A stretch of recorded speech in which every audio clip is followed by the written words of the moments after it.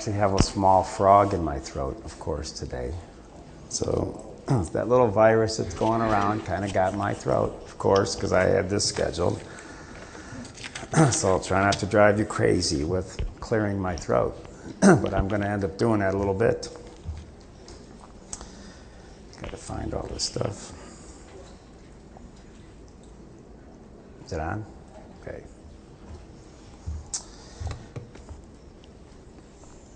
You know, reading all the medical literature that I like to read, I'm sometimes amazed at what the literature says. And I'm going to have to go over that at the next lecture because I don't think anybody reads it. So that'll be an interesting Christmas lecture. All right, next. That's me, right?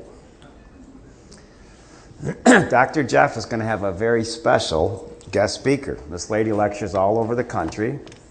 Her name's Mary Toko. It's not going to be filmed.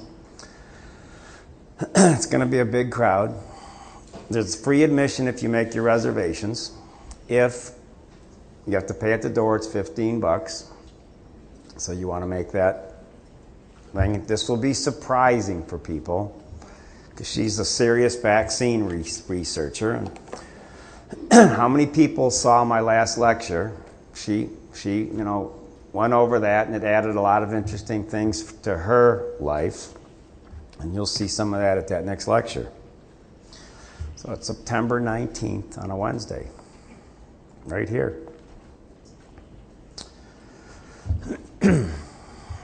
We have a newsletter you can sign up for on your online ordering, etc. diversehealthservices.com. The front staff does a great job taking care of that.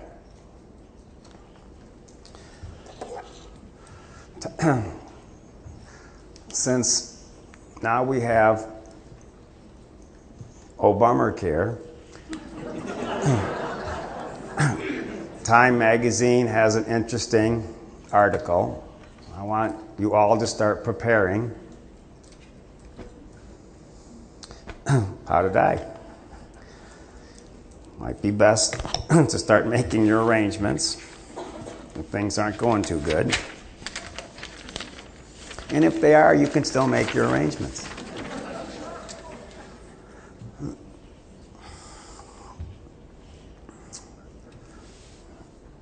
I thought this was interesting because it made me think of my mother. The one day you should never go to the hospital, August 1st. It's when all the new kids arrive. And they referred to it as the killing season. There was an interesting increase in deaths on that day. This came out of the literature. I did not make this up. But I noticed that January 26th was the day my mother went to the hospital, and that wasn't exactly a good day either. So keep on your toes. Things are changing.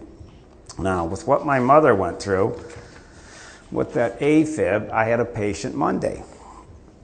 We were working with this guy. His heart is an AFib. We sent him to more intelligent physicians than the one that my mother saw. And they canceled the cardioversion because they did a transthoracic echo and saw a possible clot in his atrium. So they increased his Coumadin, and they said, we'll check this in 3 or 4 weeks from now. That's how it's supposed to be done properly if you know what you're doing. If you don't know what you're doing, you just whack the heart and pray that you didn't turn anything loose. And this guy at this great hospital in Livonia whacked my mother and watched what happened later. And that's what happened. That's how it's supposed to be done. It's interesting. I'm working with this guy, very similar like I was working with, my mother, and he's keeping his heart strong to prepare for this cardioversion. That's how it's supposed to be done. One of the frustrating things about almost being in 32 years of practice in the year 2012, and this date right here is, what is that date right there? June 19th. Spending an entire lifetime killing things with your Purell soaps and your antibacterial and your chlorine and your antibiotics and your vaccinations and your swimming pools. They found out, which the chiropractors tried to tell you years ago, there's 10 germs helping to keep you alive for every 1 cell in your body. They found 10,000 different germ strains at all times going on inside your body. They thought you had 22,000 human genes. 22,000. When they add the different germs, that total went to 8 million. You had more germs protecting your system than you've had genes in your system. So to watch the people who've sterilized their children, and they live in a bubble, they got inhalers, they got nebulizers, they've had all their shots. Then I watch the dirty kids come in. They've always been healthier than your clean kids. And you have made a mess of your children. They had to get rid of the Purell in a number of hospitals because the germs that grew on your hand were worse than the ones you washed off. These people come in, their hands, I have eczema. I got the little, there has to be some nerdy people out there because that's who most of you are going to work for. So get used to the geeks and the nerds because they pretty much run the businesses, and they come in and they've washed their hands to death, and they come in, I have eczema on my hands. If they have eczema on their hands, I know I got a special hand washer, and Mother has spanked them ferociously should they ever exit that bathroom without washing to their elbows and down. They've sterilized their hands, they're cracked, bleeding, they got funguses and yeast growing all over them, and they've been convinced that it's eczema. It's really a sad thing to watch. What leads to compromised guts? Pretty simple. Antibiotics, chlorine, fluoride, chemicals, pollution.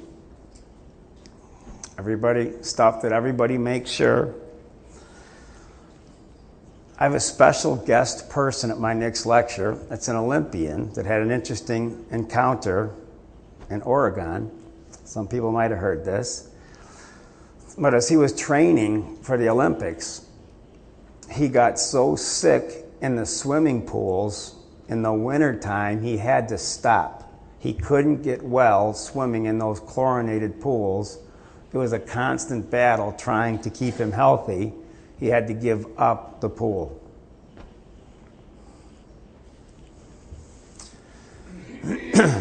I find this whole digestion thing interesting. A lot of interesting symptoms can affect the digestive tract. And I want you to see this. Everybody knows, the general stomach stuff. But they're telling you today, so goes the gut, so goes the brain. If your stomach doesn't work, your brain's not going to work. Your stomach has to work to make your brain work.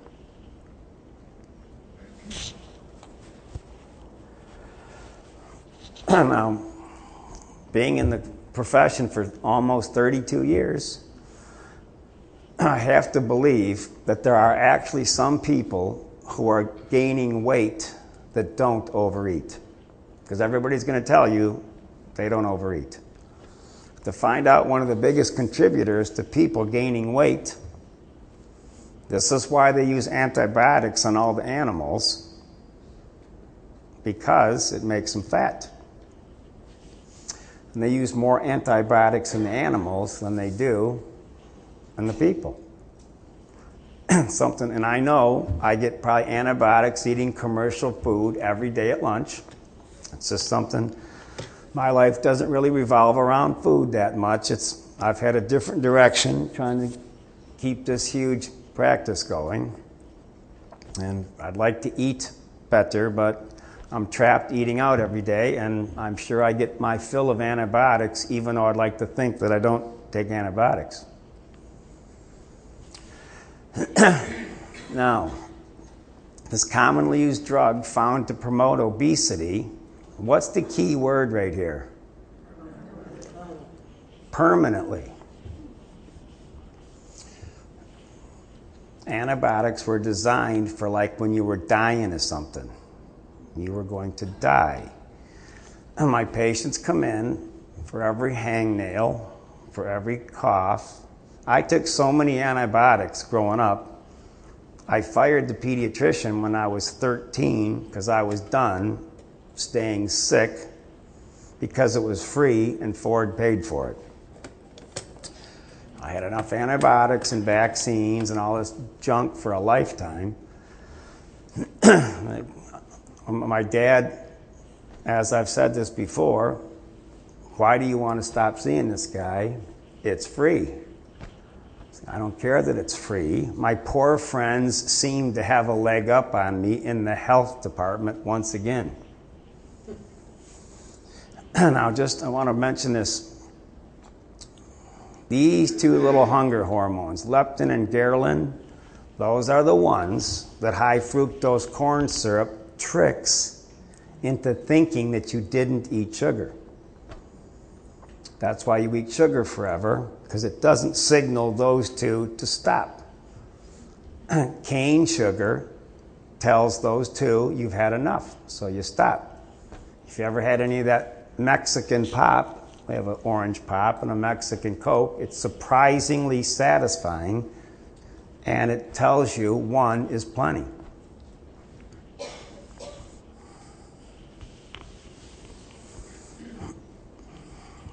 Gut and brain.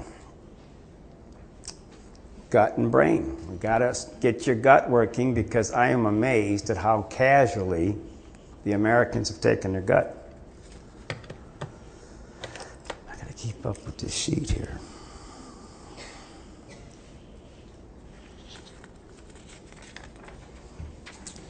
How many people out there make kefir? Do I have any kefir people in this crowd? One, two, three. If I was handy, I might make kefir. Kelly is making it now at home, she said. She was going to try it on her father first to see if he croaked. If he doesn't croak, it's cured. It was fine and everything. Or was that your mother-in-law?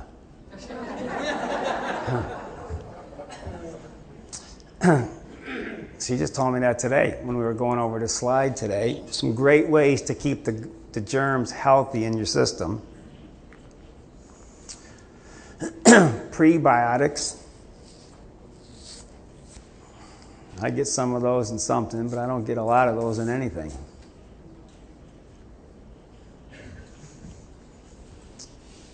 You know, it's kind of funny. Years ago, you heard about that acidophilus. Then you find out, well, fructooligosaccharides, there's a separate germ in your urinary tract.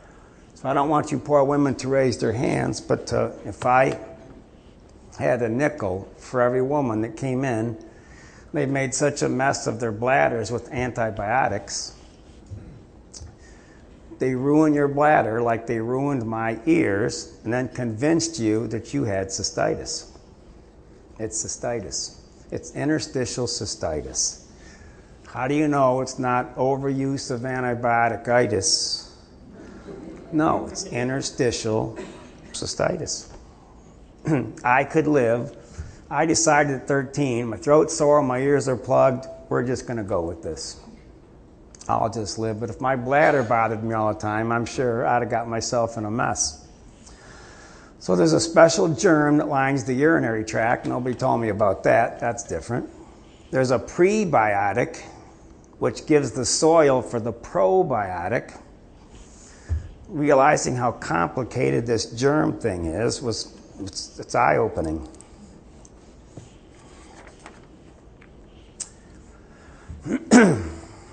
Now this is a new topic for you. This is a new topic, so pay attention to this.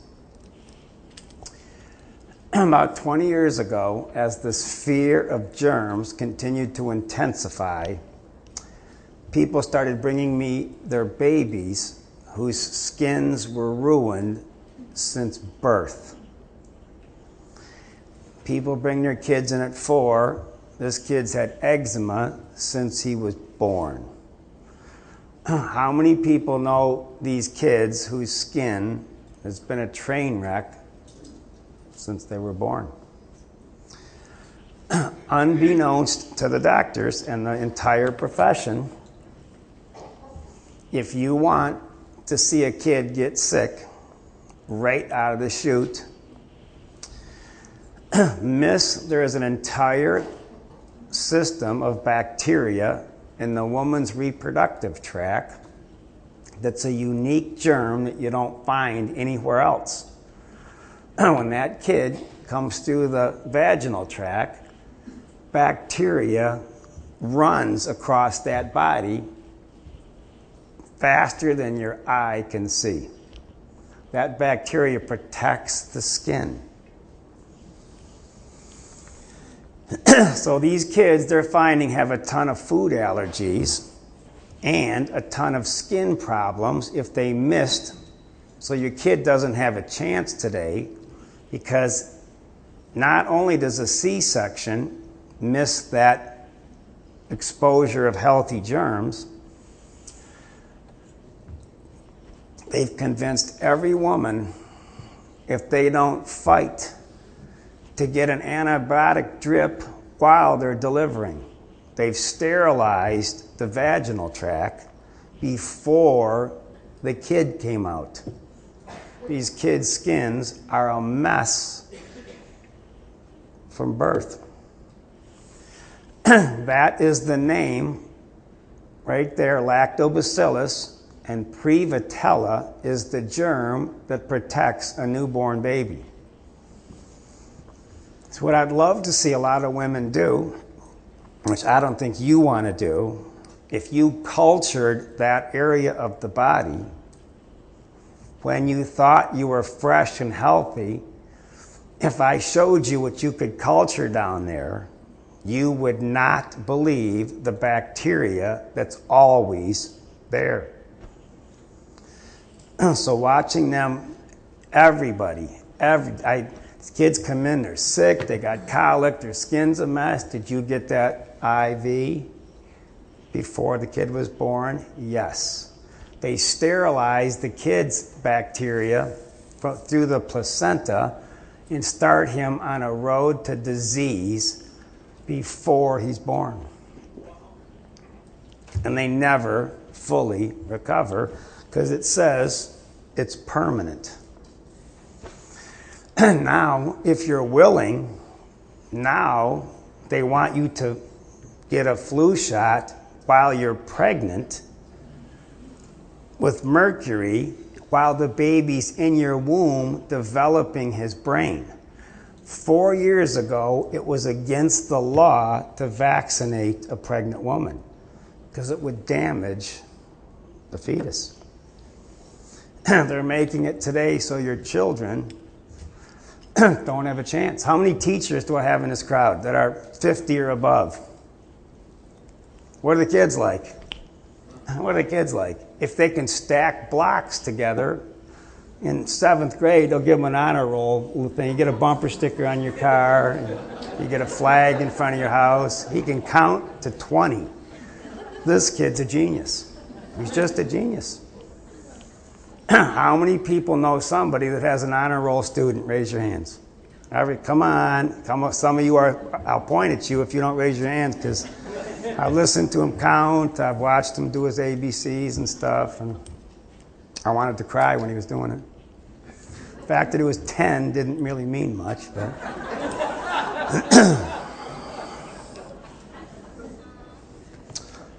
you know, this one lady, one of my 25-year patients that their families at all my lectures, she fell for this.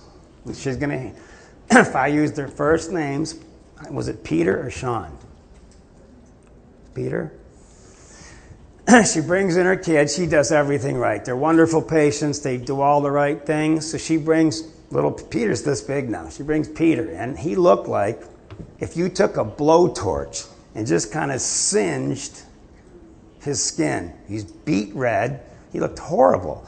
So she brings me this wrinkled, beet red kid, and she said, "What do you think of my baby?"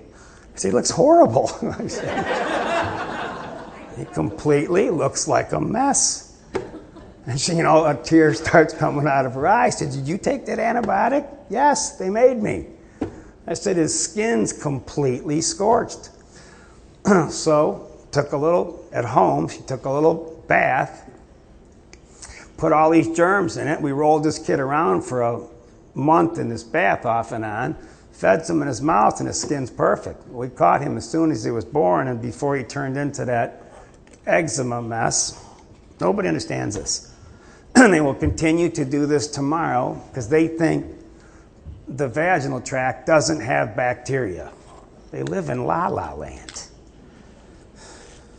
I'll give you another secret before we get to the gut. The faster you poop or pee blood, the more I know you got E. coli.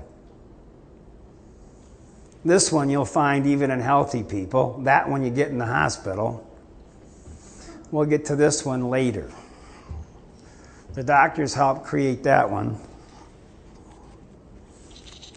I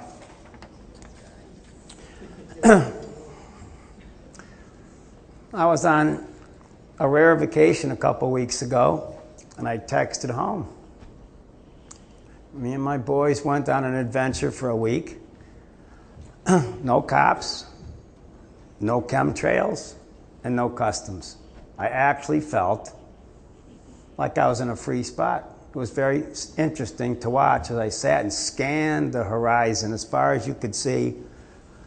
None of this. It was kind of different.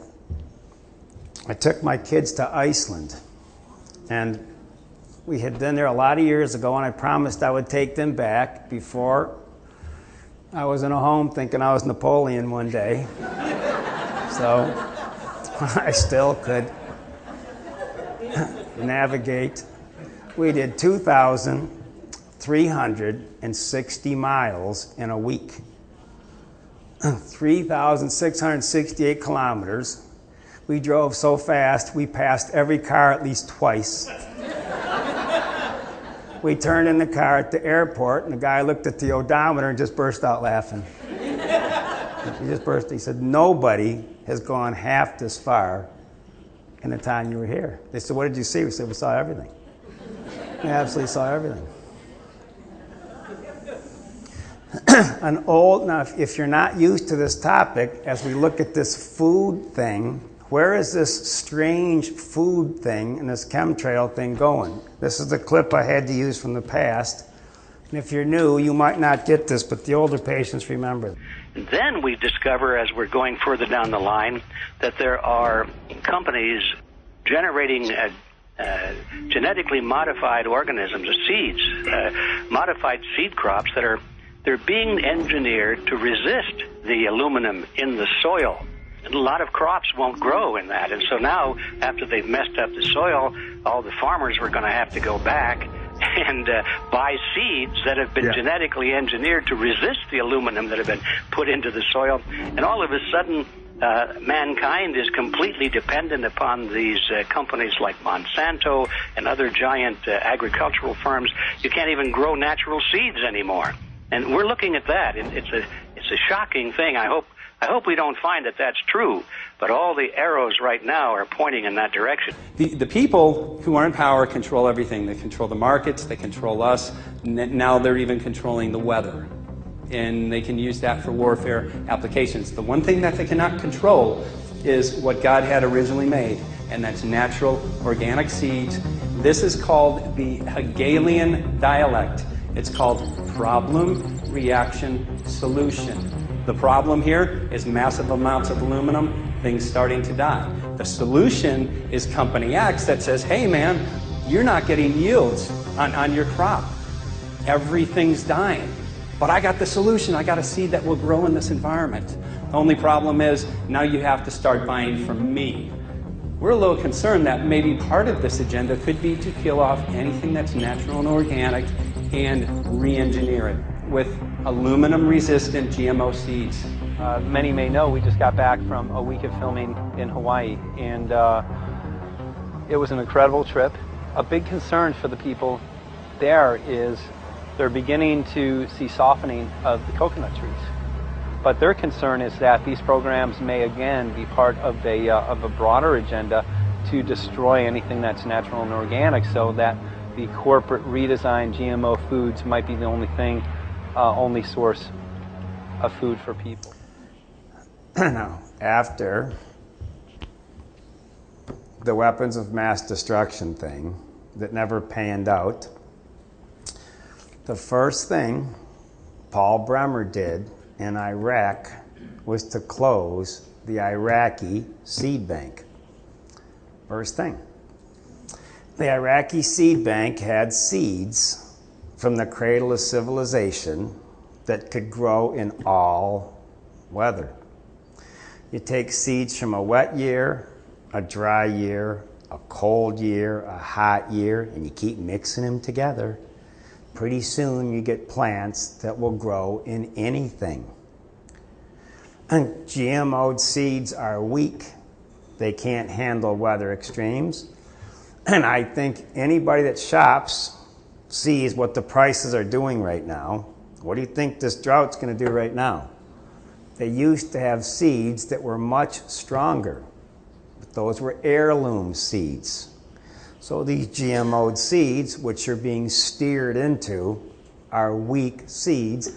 And you're going to see food shortages in the future that you haven't seen because they can't handle weather extreme.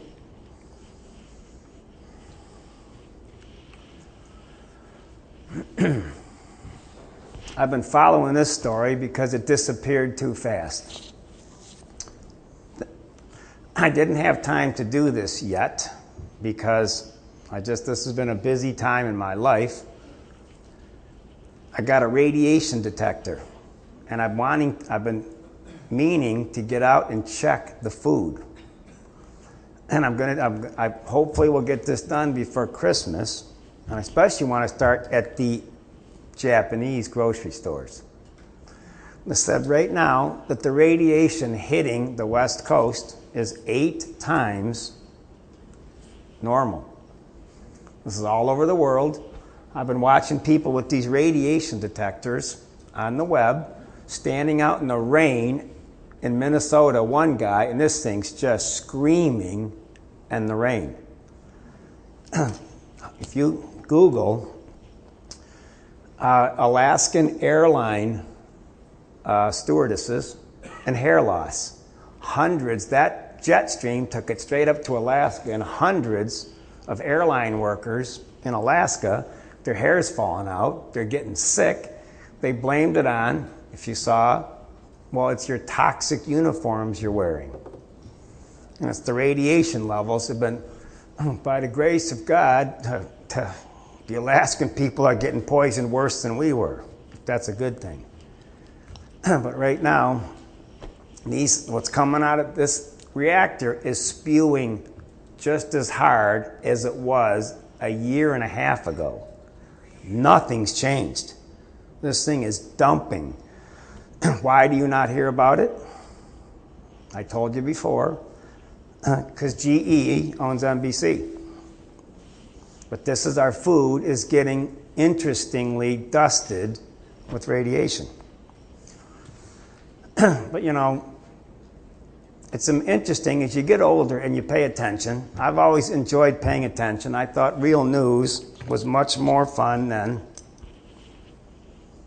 you know, no disrespect, but Harry Potter and some of these, you know, diversions, Spider-Man, you know, I'd like to say I'm a Spider-Man fan, but I'm not. To find out, watching these clips of 126 or 127 nuclear blasts about an hour north of Las Vegas. Back in the 50s, they used to stick their finger in their mouth, hold it up, see which way the wind was going, boom, and drop a hydrogen bomb on us 127 times. Worried someday that we might be bombed by somebody, so we bombed ourselves first. Look it up. We have to nuke ourselves before anybody else does, so I wish I could say I was kidding. I'm not. Amazing. Just amazing.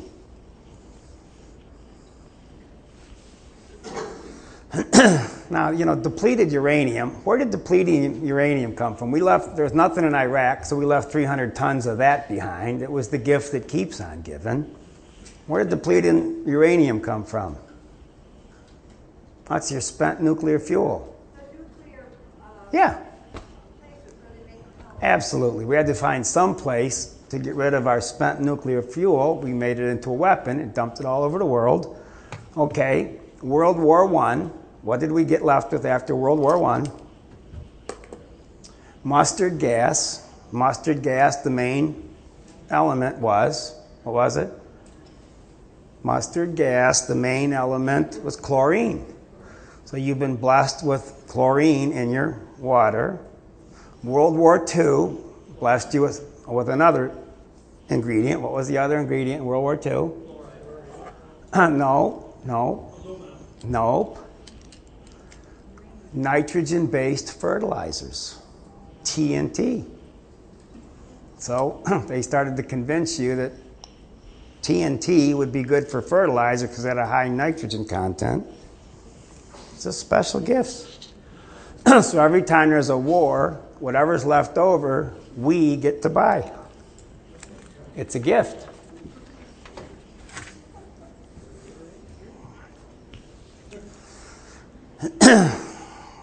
I'm pretty regular on most of these, so I don't know. Maybe I'll just glow later than most, some of you, but I'll eventually glow, which is hopefully later. Because of our demineralized food, which has really left us in the lurch, I have these twins that went to the university down south, and they're playing in Lebanon. It's a nice, they were the Twin Towers down south. When their parents see this, they'll know who I'm talking about. So their kids went to Lebanon. So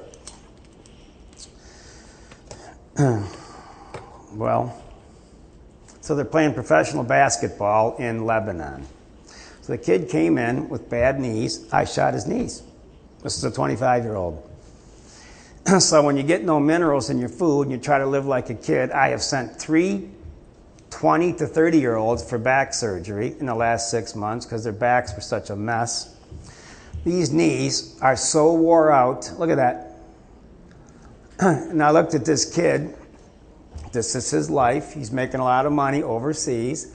I said, make as much money as you can because you're going to need a knee replacement at 40. So I've shot probably 10 sets of knees in the last 3 months. The kids have a kid's mind. They can't take the soccer. They can't take the cheerleading, the dancing. I have been shocked at the joint spaces on the children. There's nothing in your food. Nothing.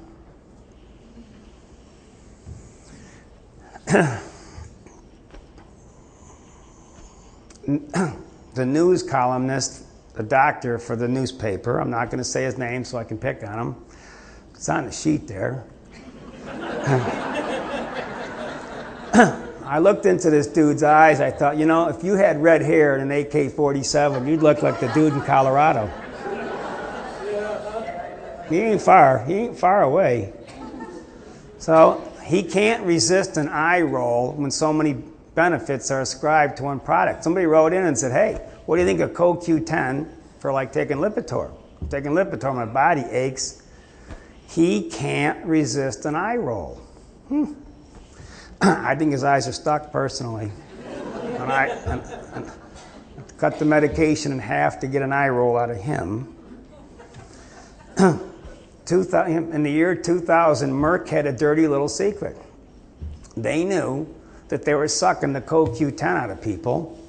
So unbeknownst to our medical physicians. They knew that low levels of CoQ10 were implicated in most cardiovascular diseases, and some of the big ones, heart failure, cardiomyopathy. And they knew that statins deplete CoQ10. So in 1990, they patented a cholesterol drug and added 1,000 milligrams of CoQ10 in it to offset heart failure. Then, in their love for humanity, they never released this product to the market. So now they got the patent locked up so nobody else can do it. And it's been sitting on the shelf since February of 2000. I can feel the love from here.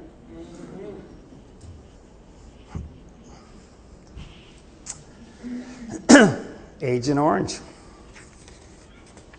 Now, when I did that autoimmune lecture, I apologized to the crowd before because it's like, this isn't going to be a pleasant lecture. And I said, this lecture is about the same thing. It's awful close to this. I had a tough couple, Jerry and Marion. They took it home and watched it. And the wife came in and said, you owe me and my husband a night's sleep because we didn't sleep after we watched your lecture. They're like 62, 64, tough couple that runs a trucking company.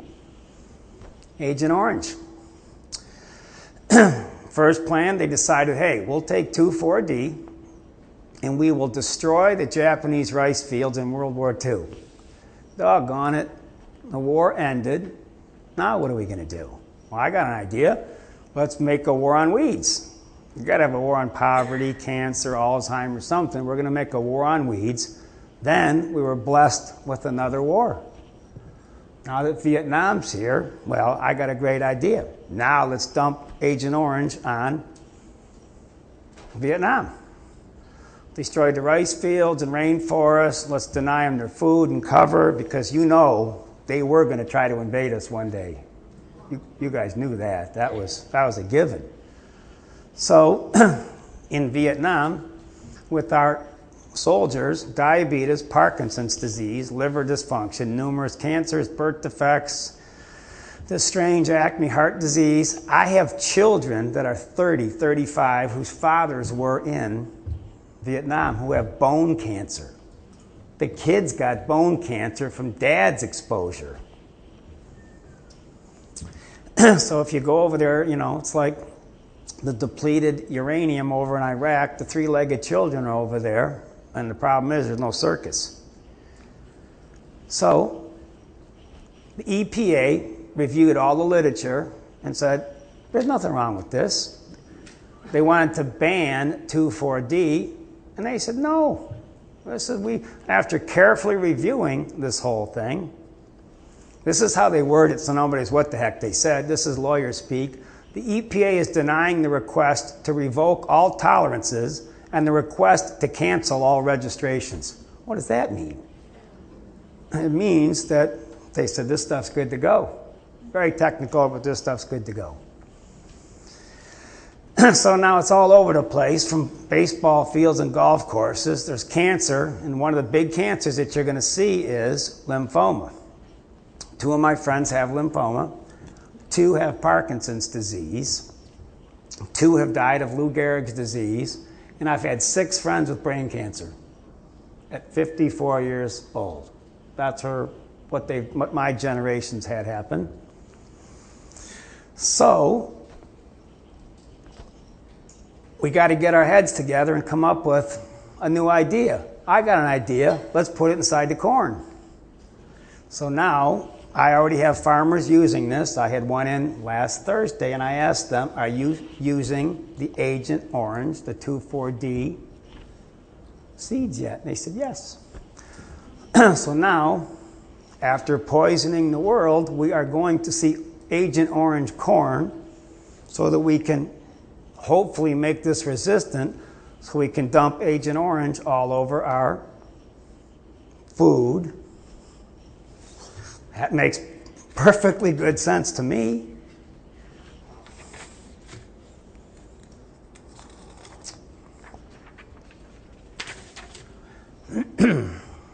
So you sit and watch this. You can read some of these things when you sign out the lecture. I sent a young child, he was 13 years old, he had to have his arm chopped off. I think it was his right arm. I've seen so much lymphoma. Dogs get lymphoma because they're running around on your lawns. That's where they're getting, ask the vets how much lymphoma they see in the pets. There's a lot, not to mention the kids. So we're going to use Agent Orange to replace Roundup, because Roundup Ready Seeds was going to put an end to the pesticide thing, which they quintupled it. So now the weeds learned it, so this is just your next step, Agent Orange. The Dirty Dozen. These are I believe this started at about 63 chemicals and pesticides, and it worked its way down, which I thought was kind of interesting. People ask about this. This is for a special patient. For special people, you'll see who that is in a minute. The Clean 15, asparagus, avocado, cabbage. You'll have to, sign this out to go over some of these in more detail.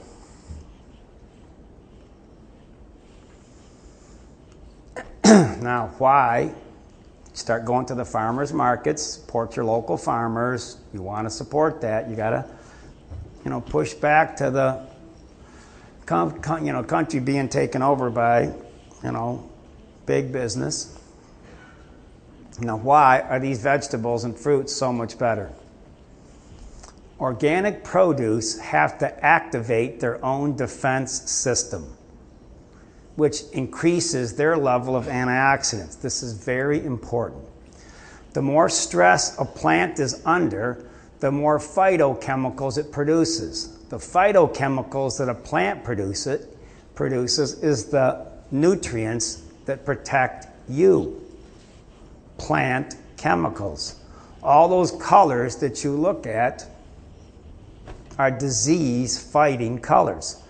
So if you stress the plant naturally, it increases the insecticides that keep the bugs off, which is a benefit to you. You want the plants under stress because it makes them healthier to eat.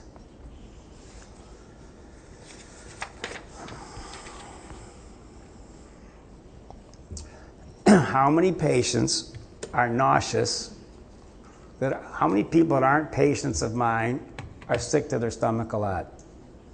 How many patients are nauseous here that are not a patient? You're not a patient, right? Is your stomach sick all the time? No, behind you. Is your stomach always sick? It's always nauseous, sick to your stomach. Is that true? Stand up for a second. This was your test. I'm not going to do anything other than poke on something. See, your friend did this. I'm going to poke right in your eye. Face these people. I'm going to take my finger and I'm going to poke on two things. There's one thing. That's your gallbladder. That's your pancreas. Right there's your pancreas. How sore is that compared to your gallbladder? Which one's worse? Do you still have a gallbladder? Mm-hmm. Good, at least they didn't take that out. They want to, though. They want to take that out. If I talk, how many patients come in? How many medications do you take? Not counting vitamins. Not counting vitamins.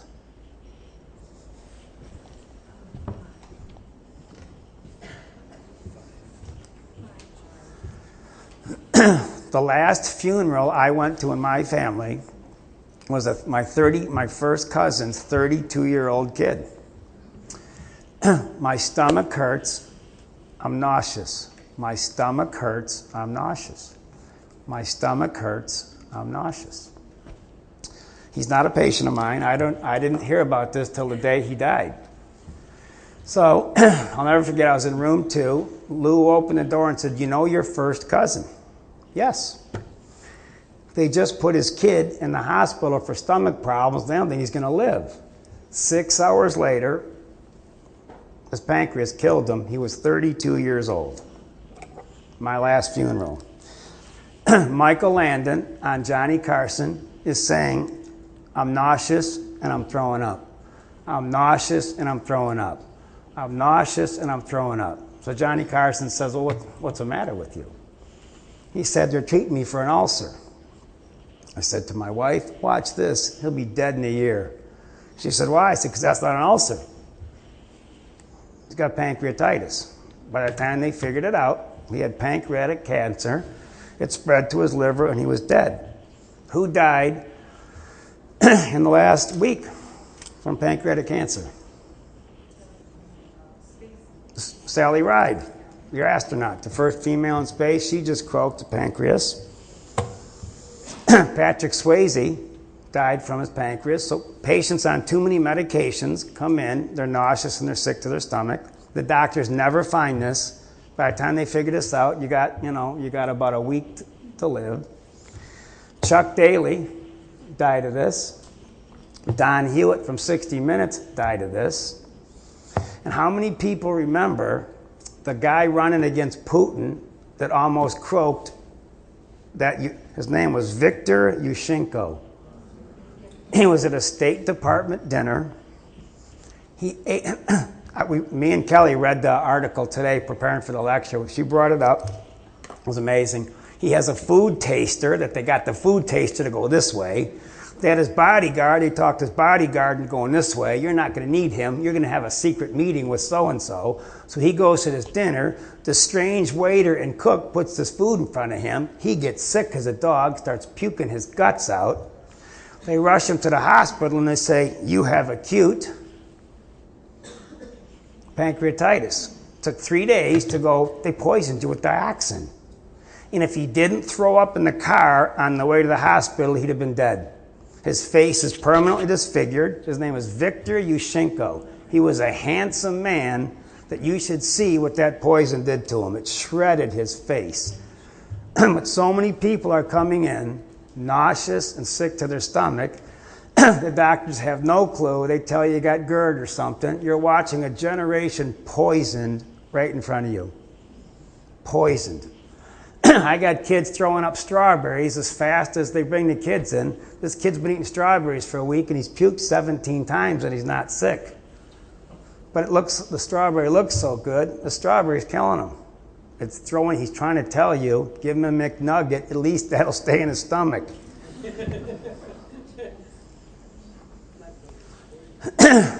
So to settle the pancreas down, we use glandulars, something called telansia, and some very specific enzymes that I put you on some restricted diets, and I got to find out which chemicals are poisoning your stomach.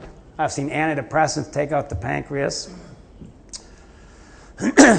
Apples are the most polluted.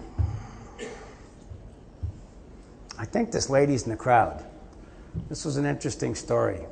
I think this lady's actually in the crowd because she can't believe it. She lives downriver. Some chemical plant exploded. And she's been on disability with abdominal pain, nausea, no appetite, severe stomach. They took out her gallbladder because they can always talk you into taking out your gallbladder because you can slide along without that, but they can't take out your pancreas, so nobody knew what this is. A huge chemical fire downriver. She told me the name of the plant that blew up. Anybody lives downriver? This huge chemical plant blew up. Everybody got sick. So she was sick within a half an hour. She was seeing 15 physicians, and it really took a couple of months to straighten out her pancreas.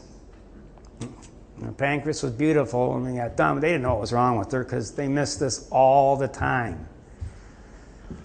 You saw the pink slime thing. They got caught with this, so they're going to put it in something else that they're just going to change it. Everybody remembers the pink slime. Just scrape the lips and the testicles off and the hoofs and stuff, grind it up, spray it with some ammonia, you are good to go. It's a burger. Uh-oh. Uh-oh, Kelly. Uh-oh.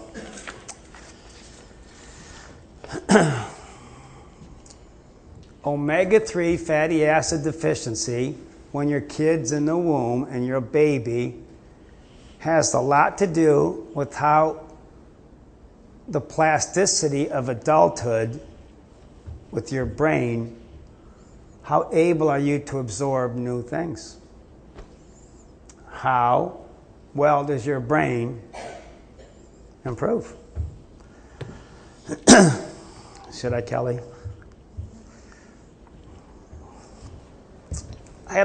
This was from last week.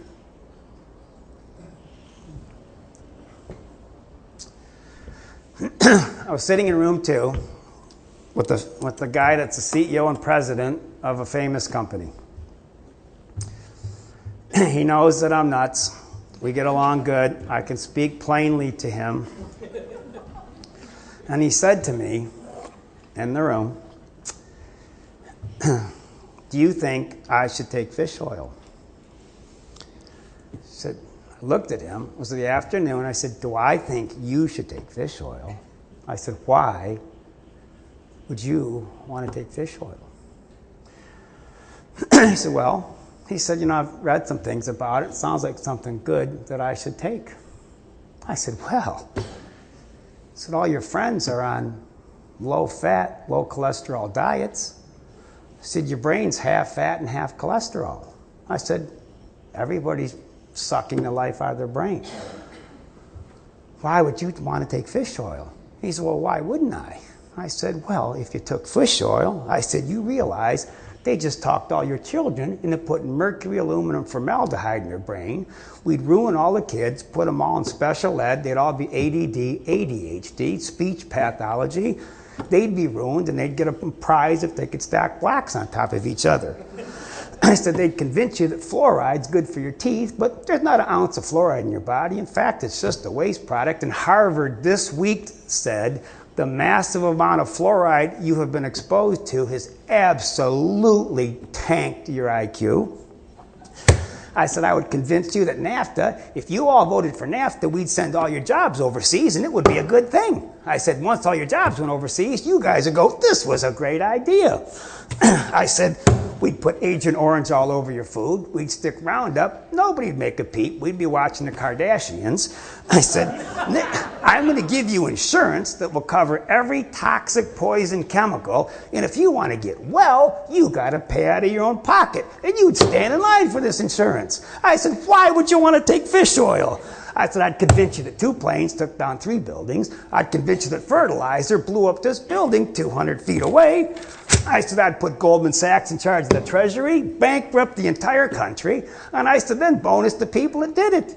And this guy's laughing so hard he's almost going to wet his pants. I said, if we kill enough people in the Middle East, we're going to be doing Jesus a favor, and one day he's going to say, hey, thanks for killing all these people. I said, last but not least, I'm going to have 2 people running for president. One rich white guy that I don't know where his money is at, and he's going to admit he's in a 14% tax bracket. I said, then I got the mystery man in the White House that the first thing he did as president was hide all his records. And nobody asked why. I said, you don't want to take fish oil. You'd figure out what was going on. I'm sorry.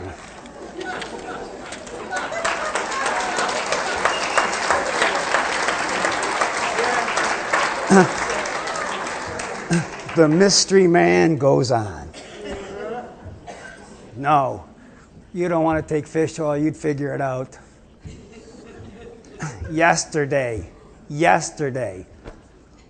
finally, now that you're all doing it, you're getting Alzheimer's disease from your statins. Why wake up your brain now? Unbelievable.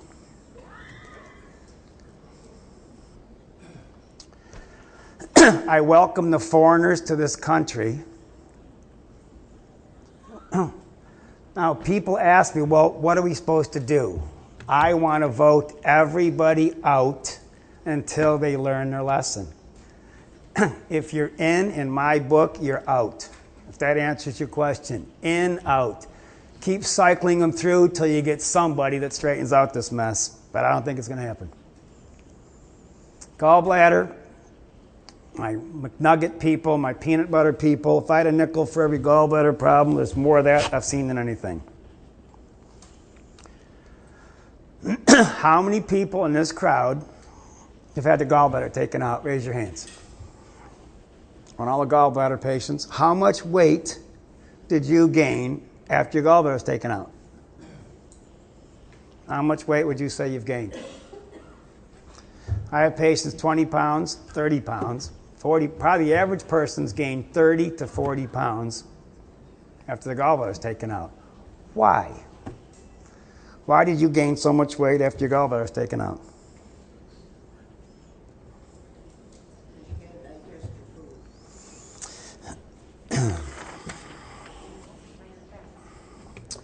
When you take out your gallbladder, here's your liver, here's the holding tank, here's your bowel. Take out the gallbladder, bile starts to leak into your colon all the time. So when the bile leaks into your colon, it's going to give you what one patient said, this rat gut feeling. And your bile is trying to digest the wall of your colon. So what are you going to do? Because bile is not supposed to be there unless you eat. So what are you going to do to knock that heartburn out all the time? You're going to eat. So as you continue to poop out all your fats, vitamin A, D, E, F, and K, I have a ton of patients who I treat for gallbladder trouble after the gallbladder has been removed, because the stump is still. How many people had their gallbladder taken out and their symptoms didn't change? Anybody in the crowd would say they had the same symptoms? Because I will get, probably 50% of the patients will complain. Then what do they do when you have the same symptoms? What do they tell you? Now you have a hiatal hernia. They're going to give you a new diagnosis with the same symptoms. Kelly found a hiatal hernia picture. You got to pull those things out of they call everything a hiatal hernia. There's not as many true ones as I'd like you to believe, but at least it shuts you up and gets you out of the office. If you learn to use emulsified bile when you take fat, women and men come in and say their depression changes, their skin changes, their hormones improve, their bowels stabilize, and they don't have to eat constantly. So learning to use purified bile salts can totally, you don't want to poop these things out every day. A, D, E, F, and K, you're going to die 10 years earlier. Taking out your gallbladder has been a catastrophe for most of you. See, patients ask about this if you're in. Most people don't think they have to pay any attention. You're going to lose your fats, and it's going to affect your brain, because your brain's made of fat. Kelly said this young man had gallbladder and his pancreas was acting up.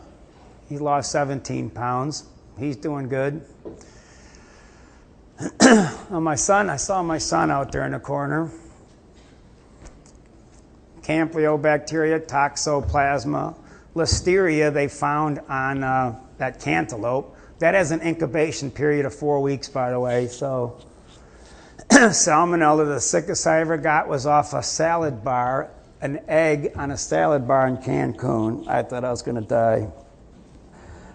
You know, everybody's had that diarrhea sometime in your life when you thought, you know, your brain was going to come out next. And that was about that one. There's your cruise ship virus. I prepare my missionaries, my cruise ship, and my presidents of companies that got to travel around the world. I show them how to be proactive on all these bugs. My son in the back, he's 20. He had a chicken sandwich at one of the fast food restaurants. He was bent over, pooping blood and tissue, feverish, lost 11 pounds when he weighed 80. It took me 3 weeks to right his colon. And I knew someday my son was going to get sick because it became obvious. When Bill Clinton got in office, the first thing he did, he put Mike Espy in charge of the Department of Agriculture. And what's the first thing Mike Espy did? I put up this thing that long ago at a lecture. He removed chicken feces as a contaminant to processing of chicken. Once chicken feces was reduced, Tyson, the big political force in Arkansas that helped put Clinton in office, was able to speed up the assembly line from 60 to 90 birds a minute, because now they could rupture the intestines and not worry about contamination. So you will see contamination. That's a political payoff that has affected people. And my son has never forgotten that chicken sandwich at a place 2 miles down the road. Have you ever had one there since? No. How old were you when that happened? 10 or 11. You still remember that, don't you? He was sick. Sick. It got pretty scary. So this is when I get these, 7 years later, their guts are half shredded, their bowels half wore out, and it gets to be trickier. The faster you catch this stuff, it took 3 weeks to catch that as soon as it happened. Since our food's full of poop and pee, and salmonella and listeria and Agent Orange and Roundup, I think the best thing you could do is take an antacid. Let's just stop. Let's make sure it just rots and runs right through you. Let's make, you have no clue how many people have chosen, I'm going to stop my digestion because the food's completely contaminated. Doctors get paid a lot of money to stop your digestion, and they do. This is one of my staff members' grandfathers. This is what it looks like if you want to not have your stomach work your whole life. This is what it looks like. Here's an 80-year-old guy. He thinks he's Napoleon, and he's basically starved to death right in front of everybody. Out of the 4 grandfathers or grandmas that me and my wife's family, 3 of them, I remember Grandma Cassie, my dad's mother, going into her apartment. Gas X, Mylanta, Maalox, Rolaids, Tom. She had 5 bottles.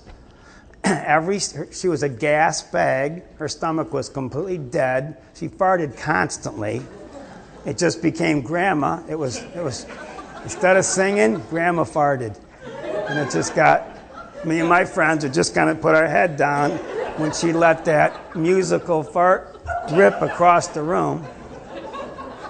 Now I realize her stomach was dead. Instead of helping her to digest her food, they chose to kill it.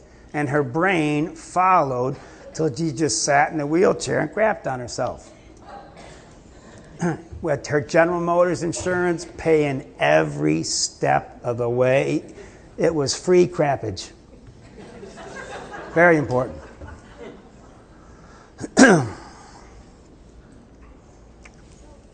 You got to learn how to, this little combination is going to help you make. I'm at Quiznos in Northville. And my special, my wonderful Indian server is behind the counter. So I get my boring, just give me my contaminated chicken, my teriyaki contaminated chicken, and some cheese, and you can leave off the spices. And this polite, kind man said, "You don't like the spices?"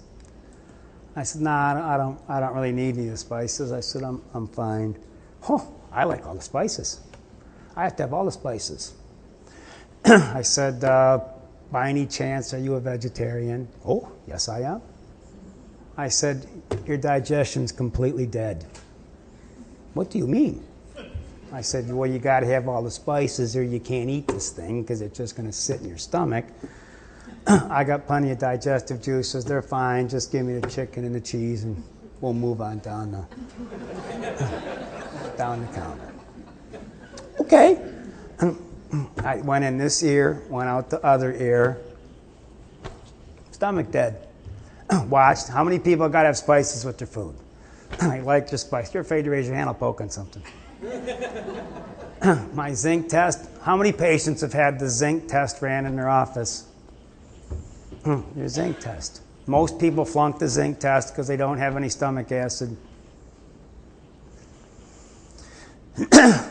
Interesting patient. His wife says to me, my husband's 35, and I'm worried about his mind. I asked him, do you go to the bathroom? Well, yeah, I take fiber every day. It's because you don't digest your food. So if you got to take fiber at 35 to go to the bathroom, and he says, I have the best bowel habits. You're not supposed to take fiber at 35. You're supposed to digest your food. Dead stomach, full of mercury. Dead stomach, full of mercury. It was a disaster. And his wife says, something's wrong with his brain because he's going south at 35. My bowels are good. I will take some of these periodically, eating later at night. I make sure I can digest the Agent Orange and the Roundup and the Listeria and the E. coli. I don't want to take a chance with my stomach.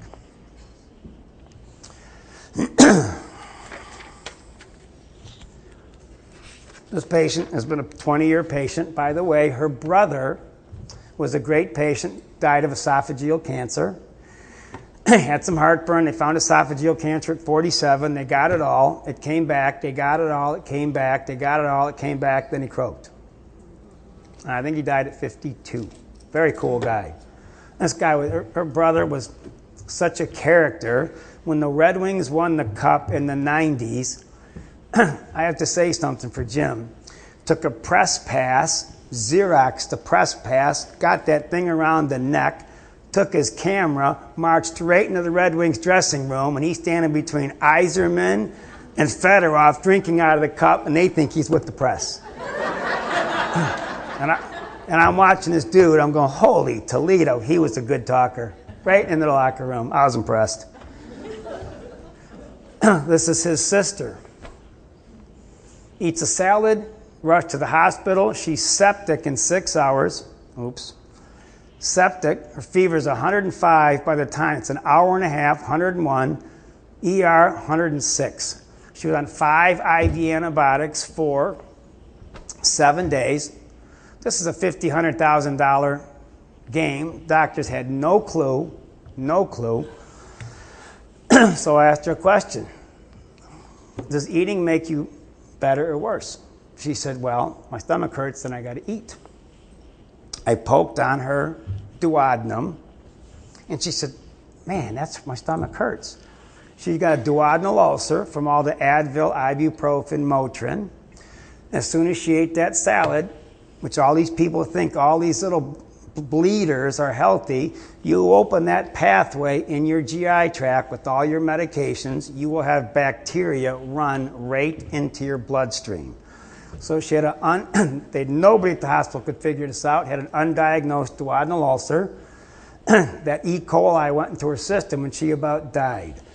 So Advil, ibuprofen, Motrin, Celebrex, Vioxx, Plavix, Coumadin. We had a truck driver Monday. Guy's blind in one eye, and he's a tough guy. And he says, you know, the doctor just cut my Plavix. He's standing there, blood's pouring out of his nose and pouring out of his butt.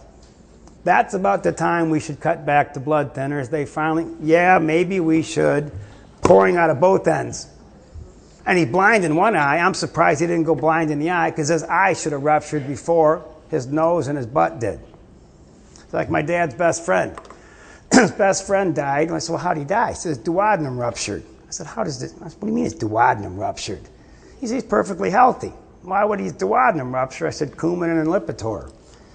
Plavix and Questron.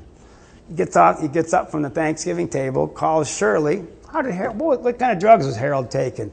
A blood thinner, Lipitor. Bowel ruptured, pooped inside himself, and he croaked. Bob Talbert died that way, by the way. You remember the columnist for the Pre-Fest, that communist columnist. My favorite story of the year. My favorite story of the year. Come back from lunch. I got this guy and his wife in room 6. I'll never forget this. He was flown up. He is involved with the owner of the Red Wings and the Tigers. Works for part of that company. 10 different people told him to come and see me, so he finally did, and he's got a bleed. He's pooping blood and dark stools for 6 months. They can't find it. Seen 4 MDs in Florida. He lives in Florida with all these franchises, 6 MDs in Michigan, 2 hematologists, has done 4 endoscopies, swallowed a camera 3 separate times.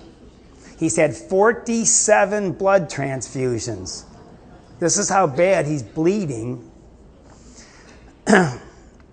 He's got ulcers and blood clots. They can't find it. He said, now, if you nurses out there, he had a TPA push. How many people know what that is? Any nurses know what that is? What's a TPA push?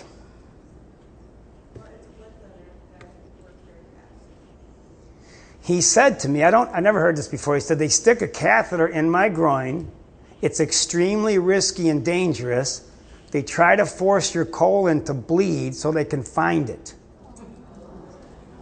Is that the way you would understand that? That's his quick description to me, and that's, all right, as close as I can get to it. I was going to look it up, but I didn't. Then, this gets better. He had exploratory bowel surgery. They slit him open. They're looking for this bleed. They slit him open and unraveled his intestines through the room. Laid his bowel out across the operating room and went over every inch of his bowel. Couldn't find it, so they packed it back in, sewed him up. Then I get him. For some of you people, they flew him up from Florida and sent him to Doc Weaver, a great surgeon down at Oakwood. So nobody knows what to do with this guy, so I walked in the room, listened to this story, and remember being the quack that I am and not really having this type of training. I said, you know, you're coming to a dumber guy now. We're down at the bottom. So, since I'm not that smart, I'm going to throw every green thing down your stomach I can throw down. I threw cabbage, okra, chlorophyll, pepsin. I said, I'm going to have you pooping blue-green until something happens. So I had him pooping tons of blue-green. The bleed completely stopped. His GI, his blood count went back to normal. He came in from Florida and said, I can't believe. And when he came in, I said, I know I am going to get your stomach fixed. I know I'm going to get this. I said, I would be scared to death about 47 blood transfusions. Scared to absolute death. You are a complete time bomb with those transfusions. So instead of using something like this, I had him on 3 things, 2, 2, and 2, 4 times a day, before breakfast, for lunch, for dinner, before I went to bed. Just keep pounding that gut, and everything healed. And I have no clue where that thing was. I didn't care where it was. But to talk somebody into stringing their bowel out across the room, you'd have to do some serious talking. I think it's my favorite story of the year.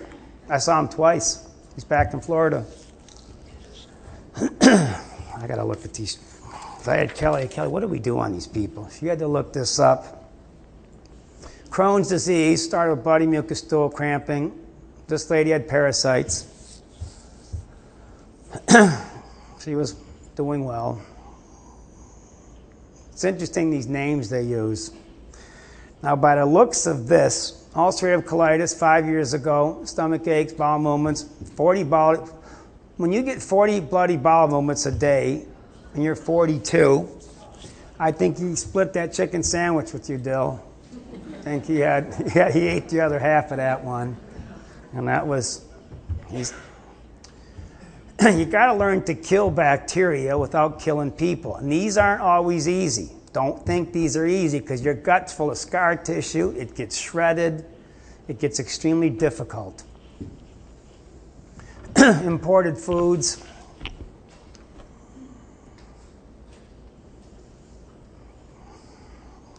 Kelly. I want you to see what the bacterial people look like when they come in with contaminated food. Crohn's disease for 40 years, in remission since last fall, off steroids in December, flare-ups 1 to 2 times a year. Symptoms are pain in the gut with blood and stool, never diarrhea. This is when you want to catch them. If you can catch them between a flare-up, that's the time you want them. Catch them between the flare-up, because you know what the hardest thing I tell these people about fixing them is? Eating contaminated food before you're well. I can eat poisoned food. I go to the bathroom 3 or 4 times, I'm done. It's going to shred these people. Trying to fix them while they're being poisoned is difficult. If they get a bad egg, a bad piece of turkey, bad sushi or something, they stir the whole thing up and they can set you back like that. So all you doctors in the crowd, and I know there's a bunch of you out there watching this, you've got to warn them that they can't eat contaminated food because it's going to stir them up. You did very well. Diverticulitis. I get 20 of these a year. The men usually run straight to the emergency room. The men run to, you got to cool off the polyps. You got to get the bacteria under control, get the germ right. Usually it's 3 to 5 days. The stories that people go through with this.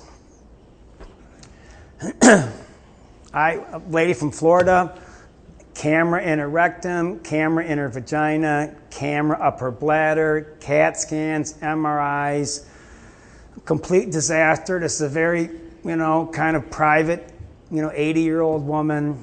It was a complete mess in Florida. This was a disaster. She got herself together, came up here. I had it fixed in 3 days.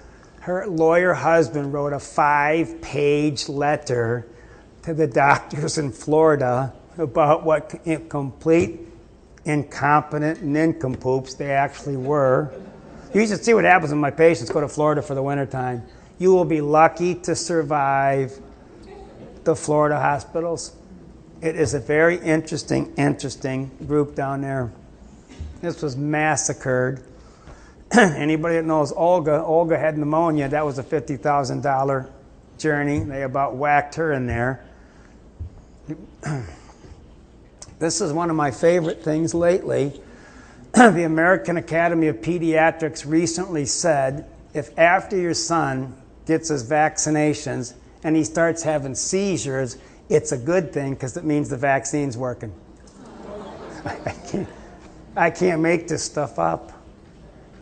If he has convulsions, we're good. Just cool him off. Hopefully he'll be able to walk before he's 30, and he won't get that doggone measles. Unbelievable. Then an international meeting for autism. They gave the monkeys the shots. The monkeys got autism, but those are just monkeys. That's all right.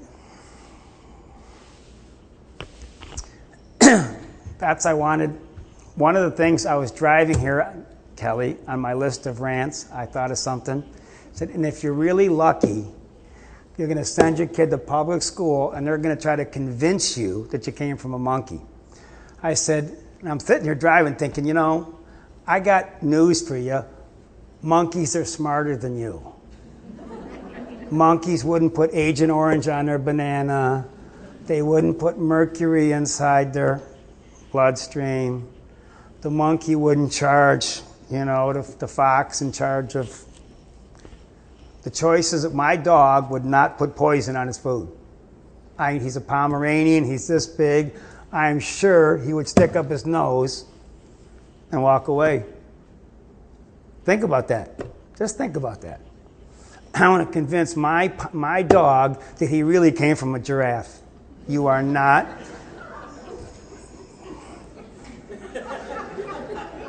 That's your dad.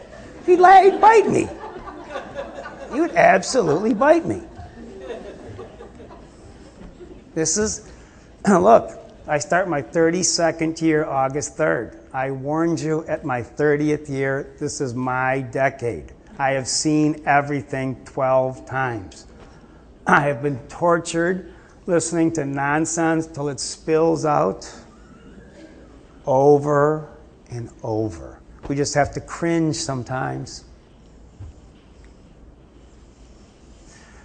Well, if this whooping cough epidemic, they said, well, it's the unvaccinated people. No, it's not. All the people that got the whooping cough had the shots. It was the antibiotic people that were the real threat. Again, they keep trying to say, my sons are not the problem. They're well kids, the kids with all the antibiotics and the vaccines. Just by the way, about 10, 12 years ago, they started making genetically modified people that you don't know are out there. They've been sticking the DNA of 3 parents together. We don't know what this is going to do. It's a huge experiment, and I think, the big guy is going to be a little upset with this, actually. Designer babies.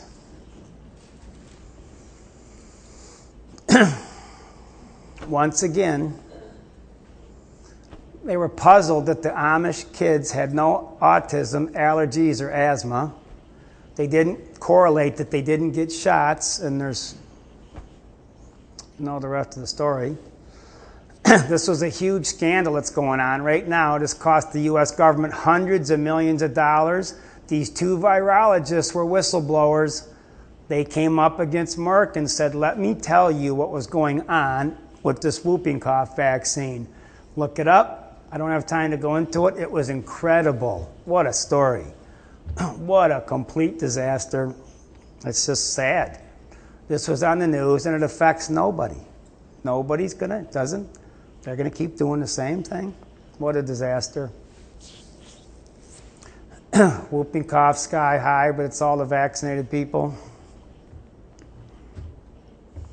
It's still our fault. I know it's my fault still. Monsanto decided to ban their GMO foods. They don't want that in their cafeteria. You can't make this up. You cannot look it up. You gotta serve us regular food. We're not gonna eat this crap. We'll grow it, we'll make it, we'll sell it. You're gonna eat it. Okay, I understand. Michigan, they tried to pass a law. Will you please tell us what foods are genetically modified? No, Carl Lennon, he didn't. Stabenow didn't. And Rand Paul didn't. It's going to be hidden which foods have the poisons in them. We don't want you to know. These are the people that you elect. Excuse me. Everybody in this food is eating in this room has had genetically modified food. There's nobody that hasn't.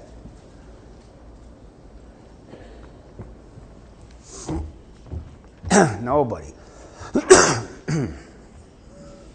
Russia says if you eat this food, the animals can't reproduce. Most of the world is throwing out this food because it sterilized the animals. Brazil has a huge lawsuit now. They got whacked. Monsanto is taking a hit in South America. They got together and went after this. They didn't sit and eat this crap. They got together and said, done. It's going to change. 3rd generation on the animals, 3rd generation sterile. Number 3. 3rd generation. We're sitting here close in the middle of the 2nd right now. Fertility is a huge problem. Wait till you see what 3 generations. Time's going to wrap up before this. You watch. It's just getting worse and worse. Look up at this B. This is now after you get past the GMO. They're looking at this Bt toxin. Now I take some of those germs that I talked about. I'll take 2 of those 3 times a week. I'm trying to throw some good bacteria in my gut so I can go to lunch and eat an antibiotic and some genetically modified stuff and some poison. And I hope it's a tie by the time it's all done. I'm just playing for a tie, not even a victory, just a tie. So I do take some to try to keep my gut healthier than the pesticide factory that the UK scientists said, you're transferring genes from the Bt toxin in the soy into the DNA. It's engrafting into your own bacteria. So your body starts turning over germs with it in it. You don't understand what I'm saying? This is forever. This doesn't stop. Now, consider yourself one of these bloody diarrhea people. You're already sick as a dog, and you got to try to get your gut healthy, and this is what's inside your stomach. You know, I've taken 3 pills. Why is my stomach still sick? It's producing its own Roundup. And what happened in 1996? You sit in a restaurant now. This kid can't eat corn. This one can't have soy. This one can't eat a peanut. This one can't have wheat. This one can't eat rice. This one can't eat the food. The allergic content has skyrocketed. The gluten in wheat has skyrocketed with this GMO stuff. That's why a lot of people can't eat things they used to, because the allergens have been increased. Is that little thing just popping up there? That's good. I mean, it's the source. Now, how does the genetically modified Roundup work? It strips the plant of minerals. You got to understand this. It strips the plant of minerals. It's going to strip you of minerals. It strips the plant of minerals so the bacteria in the ground that it can fight back kills it. You've got to understand how this works. It sucks the minerals out of the plant and leaves it open to the stuff that it can easily handle. 70%. 70% of the nutrients are gone.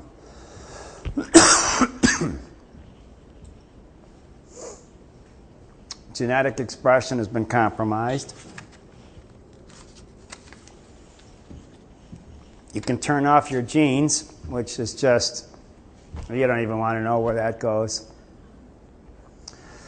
My patients, because of this, not having the best diet, which I, readily admit, because, my life has been pretty hectic. I didn't really sign on for this life. My dear mother pushed me into this, and it's been a strange adventure. So I've had 20 patients ask me, are you losing weight? Am I losing weight? Well, I really wasn't trying to lose weight. I finally had, it was all the older women, grandmas, they apparently looked me over, are you losing weight? Well, I'm down actually 12 pounds. This lecture has made me sick. It's personally made me sick. So when I go through the mall and I look at everybody with this weight issue, well, you're basically all gaining weight because your food's dead. There's nothing in your food. So you're going to eat tons of food because there's nothing in your food. So eat constantly. So between the chemicals and the poisons, this is all cereal grasses, vegetables, the cruciferous vegetables and sprouts, all heirloom seeds. This is what I put my cancer patients on, my sick patients. I've started, because of this lecture, 2 tablespoons, 1 scoop, and 2 tablespoons twice a day. I ate my little restaurant food at lunch, picked some nuts. I wanted to do some high-density food. My cravings stopped. I dropped 12 pounds trying to do nothing. I have tremendous energy. I go to the bathroom great. I can do this before hockey. I'm still playing year-round hockey.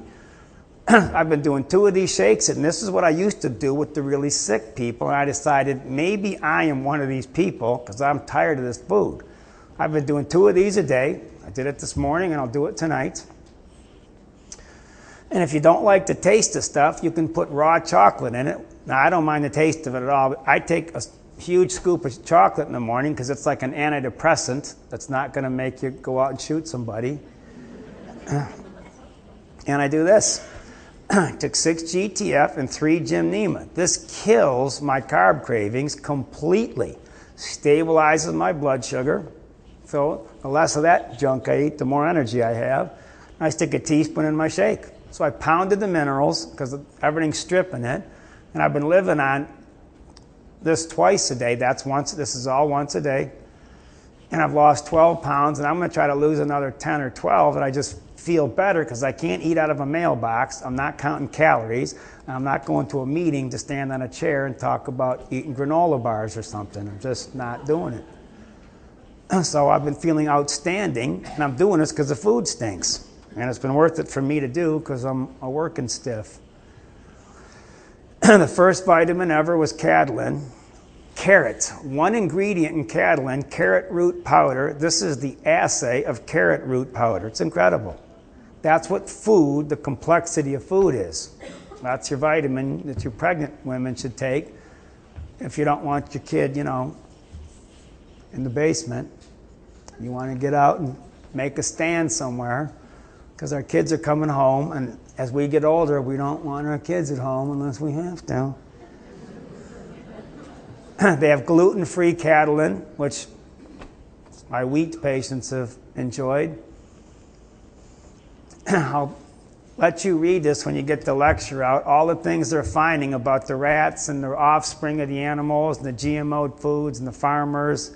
It's just a mess. Just a mess. The BT corn, they're finding that tied in with Lou Gehrig's disease, and the bowels are all messed up, and the fertility issues. So now all the allergens have increased, plant toxin levels, got antibiotic-resistant disease. Now everybody's find out what foods you can eat. Pay attention. If you eat something and you're always sick, don't eat it. People eat the same thing. Making sure that trying to keep my time going. I remember I'm sitting in this, I don't know where it was a long time ago. It was a farm journal. I picked up the farm journal. It was about farmers and Parkinson's. Who do you think had all the Parkinson's? Farmers. Why would the farmers, the farm states had the Parkinson's? Why? All the chemicals.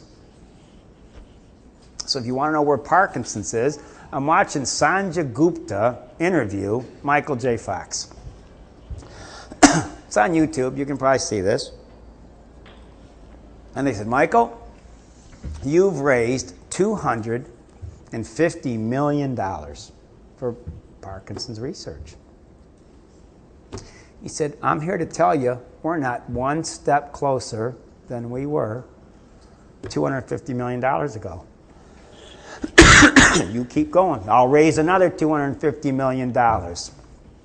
Go for it. The answer is pretty much simple. This is the label you want to look for. 100% USDA organic label. I'm going to skip this. How to avoid the foods. Covered that. There's a shopping guide. It's a simple iPad app. It's free. I don't shop anyway. Let me get Alex off of there. Non-GMO shopping guide. If I ever shopped, I would use this little app. I'm not big in shopping.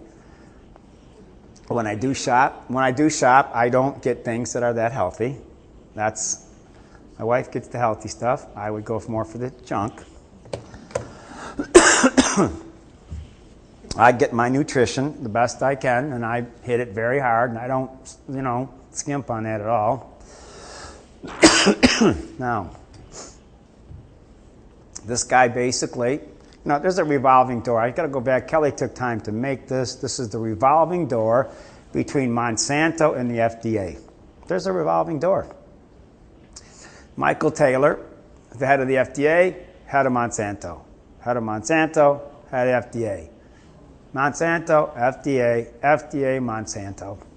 Simple. Excuse me. All the people that have gone back and forth, this is well established. It's all over the web. We don't have a chance. They're going to control, Department of Agriculture, Food and Drug Administration, Center for Disease Continuation. People, you better, young people, if you're going to have kids, you better hit it because they're really destroying your fertility. It's been aggressively irritated. If you look on the web, TTC means trying to conceive. I can't tell you how many people are having trouble having kids. Is it possible that that's the plan? Where did you find this? A hamster growing hair in his mouth. Kelly found this. Third generation of hamster before GMO. Now he's growing hair in his mouth. Have to have a new, like a toothbrush shaver combination next. Hey, this is a growth industry for a guy that really wants to, right there, you'd be ahead of the curve, a razor blade on a toothbrush. Yep. You know, if the big guy ever, how do you answer for 250 million committing suicide because their crops, like I said, they're fragile seeds. If the weather's not right, a crop's wiped out. You sign your land to get these expensive seeds. You got to sign your land over. You got to turn over the land. You got to buy their pesticide. It's only going to work. And if you have a crop failure, you go and drink a gallon of Roundup in front of your family and you croak on the living room floor. 250 million Indian farmers have croaked by drinking a gallon of Roundup in front of their family. I'm almost done here.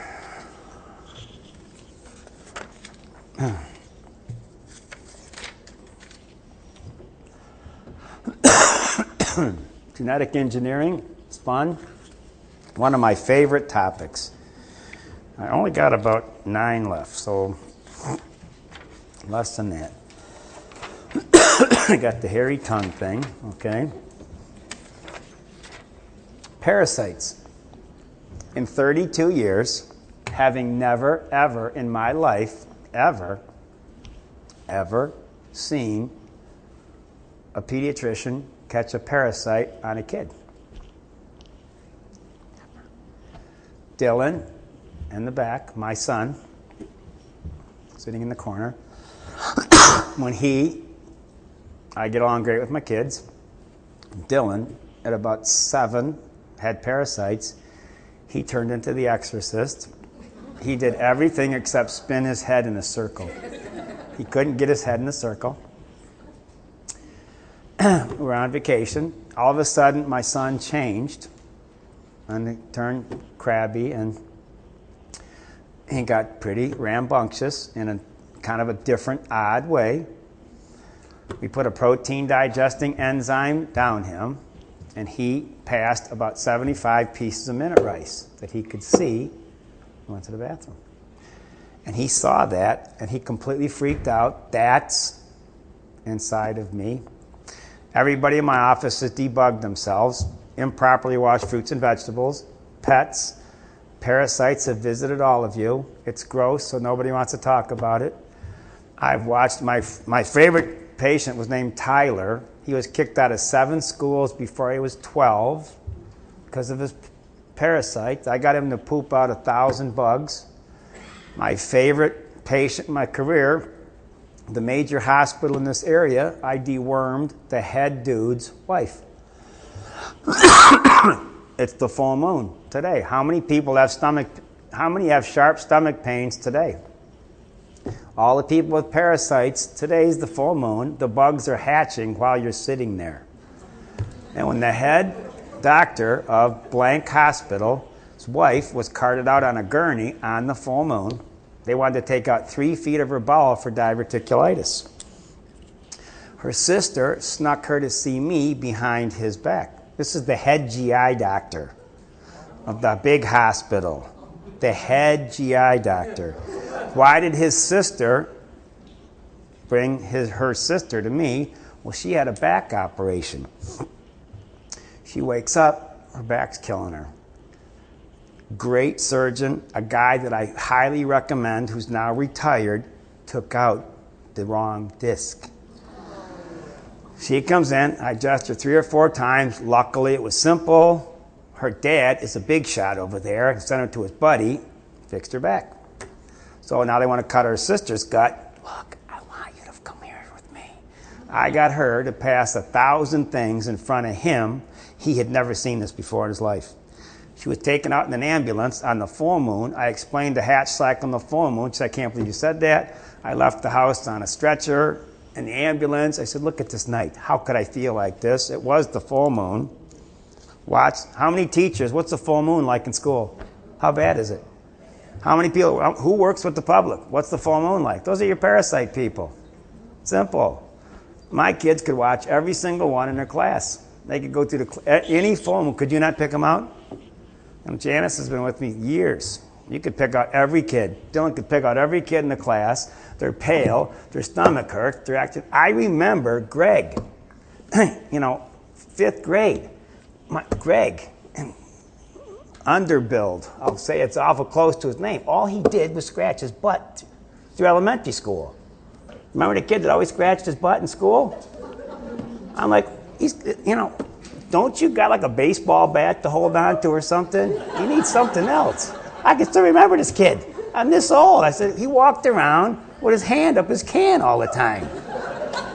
Something's, Greg, don't sit with me at the lunch table, whatever you do. Other side of the table. I remember these things. People are like, why is he like this? They don't know. They don't know. I don't hit it. Watch this.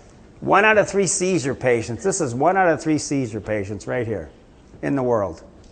Tonight, you'll learn how hand washing could prevent a scary brain condition. A Valley mother of 4 is told that she has a brain tumor. But when doctors go in to remove it, they find something else, something living inside her brain. I thought I had the flu. I started feeling tired. But within days, this soccer coach and PTA president knew it wasn't the flu. I started feeling numbness in my left arm, blurred vision. 2 trips to the ER solved nothing. CAT scan came back normal, no problem. But MRI explained those strange symptoms. It came back. You have a brain tumor. Neurosurgeon Dr. Peter Nakaji. Once we saw the MRI, we realized this is not good. It's something down in her brainstem, which is as deep into the brain as you can be. He showed me the video as he operated on Rosemary's brain. No tumor, instead a worm. Watch as Dr. Nakaji grabs the worm and gently tugs it out of Rosemary's brain. It's still alive. This worm comes from eating undercooked pork, but more frighteningly, it can be spread by people who have the parasite in their bodies and don't wash their hands well after using the bathroom. That is the problem. What is normally a rare occurrence has become much more common. Dr. Nakaji has removed 5 of them in the past few months, and other doctors at Barrow, they're seeing more of them too. Rosemary says the most important thing she learned is how to really live. I was so busy in life with everything else, and sometimes telling my kid, okay, I'll be right there, or hold on, and no, I can't right now, or no, I'm coming. I'll be right there. They hope everyone learned something from this story so no one else has to go through what Rosemary did. Wash your hands. In the world, 1 out of 3 seizure patients are considered to have a parasite in their brain. 1 out of 3. You weren't supposed to really consume pork. You can get yourself in trouble. You don't want to be in this kind of trouble. This is nasty trouble. You see a lot of this. I had one today. For you doctors out there, can I give you a clue about this one? They'll poop their pants with this one. They will actually poop their pants with this one. I'm almost done. This pastor came up from Virginia, and this is a great story. He's got Crohn's disease. This was, his sister-in-law is a famous radio host in California. She came, she was on the last lecture. She was the lady that had MS. She was the one that was talking to Romney's wife about, you know, I didn't have MS, I had mono. They thought this was MS. So she's part of this huge MS support group. She was the one that wanted to talk to Romney's wife, you know, till I insulted her husband, and that probably took care of that. But Crohn's, cramping, low abdomen, loose stools, flare-ups, low residue health symptoms. He's 38. He's had this since he was 15. 2 blood transfusions. His blood's gone. Can't eat. Ulcer. Antibiotics. Medications for, you know, years. So I tested this guy out. I said, "You're full of worms." Went to Jamaica with his family when he was 15 on a mission trip. Picked up a parasite. He's 38 years old. His whole gut ached. He goes back to the doctor and says, "Look, in Virginia, you clowns have been working on me since I was 15. I got a parasite." The MD ran tests for parasites before taking the supplements, and all tests were negative. I had him pooping raisins with shells on it. He said, "You should see these things that are coming out of me." His stomach hurt this big, and it just did this. It just kept getting smaller as he kept going, smaller, smaller, on a tiny little spot, and it disappeared. He had a huge nest, whatever it was. He picked it up in Jamaica on a mission trip. You know, this is important. This is important. This lady was in this week. Crohn's, see how they name things, cystitis. Her stomach's been sick, so they have Crohn's disease, proctitis, colitis, hemorrhoids, and diverticulitis. They don't miss a part. Let's just name a part. We'll charge you a lot of money. And cramping every day. Watch for things grabbing a hold of you. She had a parasite. She had a Giardia issue. She was in this week, and I know she's in the crowd. Cramping stopped in a second. I think I used oregano, some kind of herb on this. I use a different one. You got to check. You got to learn the muscle test so you can determine which one's which, or find some way to test. She's doing fine. She was in Monday. I was really glad she was in Monday. She said to me Monday, she's a recovering alcoholic, and you know, when you want to get off, you know, alcohol, and she did that a long time ago, they'll just put you on drugs. So we'll move you to something else. So then when I want to get off the drugs, well, no, you want to stay on those because you might. So she takes an antidepressant. She's been on long. She said, "I want to stop this antidepressant." I said, "Why? Why do you want it? It helped you get off alcohol. You're doing good." She said, "Did you see the lady that they fished out of the Detroit River with their arms and legs and her head chopped off? Remember that? Who saw that in the paper? I'm not making this up, right? This is Detroit. I mean, we're used to this stuff. This stuff's it's like Halloween. Come on. Everybody's got chopped off heads and arms everywhere." She said, "Well, that was my friend. That was my friend's kid." So she calls me. They found her daughter or whatever with her arms and legs and her head chopped off and her boyfriend floating somewhere. And she said, "I didn't care." She said, "I didn't care." She said, "You're supposed to care about this kind of stuff. My emotions are dead." She said, "There's a hollow hole here. This meant nothing to me." And that's not right. I've had a ton of women come to me and say, "I got to, you know, if it helps you, great." But I've had a ton of people say, one, it made me fat, and two, my emotions are dead. This is Monday. And he said, "Can you help me get off this? Because I didn't care that my friend's daughter had her head chopped off. It meant nothing." I can't make this stuff up. Monday. She had a bacteria, a bleeding ulcer. She had to grow the germ back and kill a parasite and a bacteria. Watch it. These people will come in, ask them if they I had one today. One guy today. He said, "I've had diarrhea for a month. It's bad." I said, "Did you poop your pants?" He said, "Yes." Got one of these. There's another. I want you to see the names. Ulcerative colitis, diarrhea, 16 bowel movements a day, treated with medication. Got this from Jamaica. Bacteria or parasite. 2 months later, she's pretty much fixed. I don't want to do Imuran. That's tough. Hydrocortisone enemas, Acifex and Zantac. Let's make sure we stop your digestion to make sure that you'll be in good shape. We'll give you a steroid enema and an immune suppressing medication. And you got insurance for this, though. This is free. This is what the people in Washington's brains look like. Their brains have been overrun with parasites because no person could make these decisions if they were thinking clear. It's impossible. Republicans and the Democrats, throw them all out. The hidden brain epidemic, tapeworms living inside of your brain. Got to be careful. You don't want a worm inside your head. I don't know how you're going to get a worm out of your head. Look, there's parasites you're never going to get rid of. You get these things in that deep, you will not get rid of these. You're going to have to actually open the head up and take them out with a pair of tweezers. You're going to have to pull these out of the head. The things I talked about for the doctors out there, you got to learn to find an intelligent testing procedure. I think I used a compilation of these on most of the patients.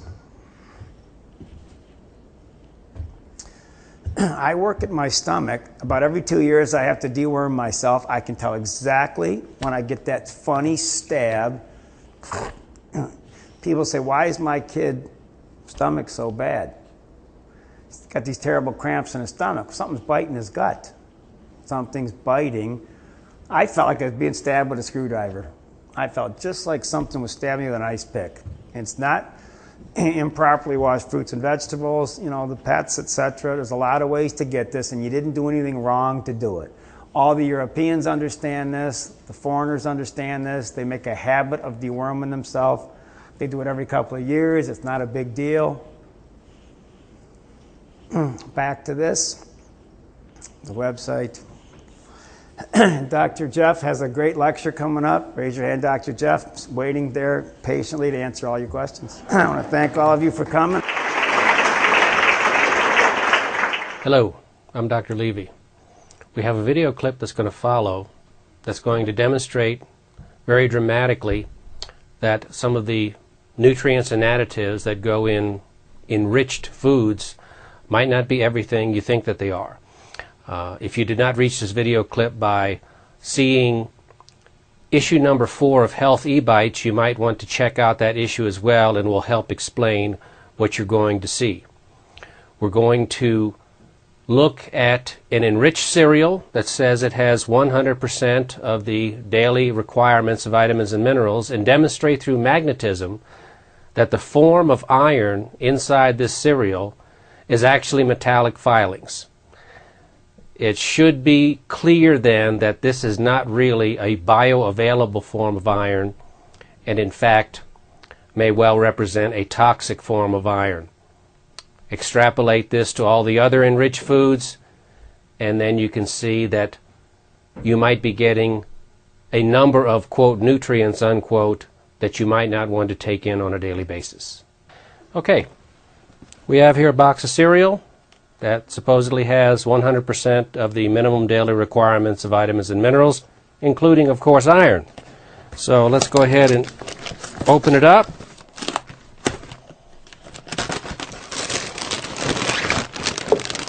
We have our flakes. Let's see. Okay. Now we're going to take a few flakes out.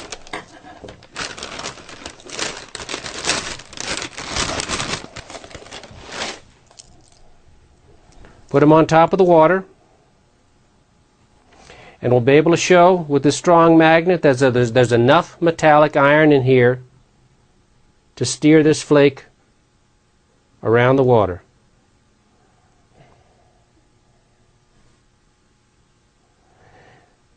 And if you think this isn't unusual, take a magnet and float anything else on water. The magnet will have no effect on it. Okay, having done that, we're going to go ahead and take this bowl of water, put it out of the way. Our next step, I'm now going to show you a demonstration in which we're actually going to pull these metallic iron filings out of the cereal, and you'll be able to see them very dramatically. We have a baggie here, regular ordinary baggie, and we have taped to the side of the baggie another one of these magnets, just like this one here, so that when we put together cornflakes and water and they're all mixed and crunched up together and we slosh it all around, you will eventually see black iron filings collect on top of this magnet. What we'll do first is we'll put the cornflakes, or the wheat flakes as the case may be, in the mixer with water and puree it fine so that all the iron filings that are contained in there can be easily pulled out of the solution by the magnet. Take the box out the way.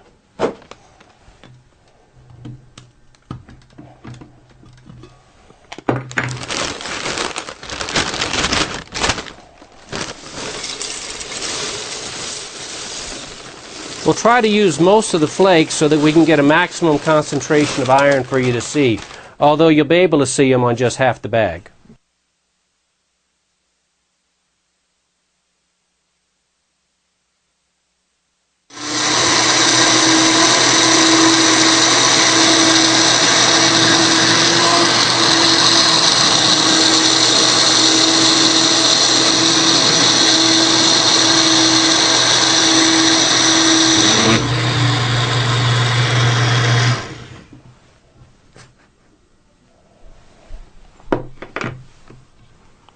Okay, we're now going to transfer this cereal dissolved in the water into the bag. We might put a little bit more water in to make it a little more fluid. And then we're going to slosh it around so that as much of the volume of this passes across the top of this magnet, and you'll see that these iron metallic filings will then gather.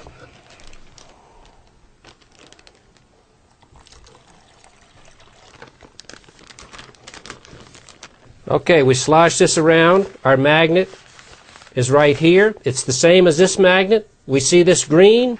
Here's the green side of this magnet, and you see this enormous amount of metallic filings here.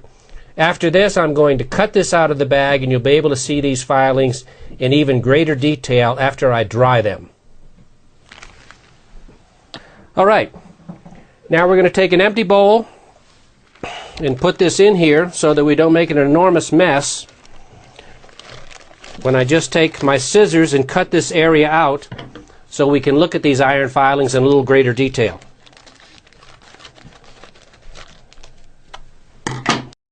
Okay, now I'm going to put a little water on this. Now the next thing I'm going to do is I'm going to take a hair dryer and dry these out completely, and then pull the magnet off and drop them on a sheet of paper so we can see them in the final detail.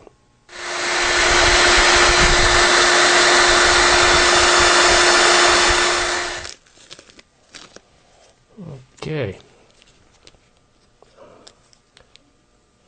Take the magnet away.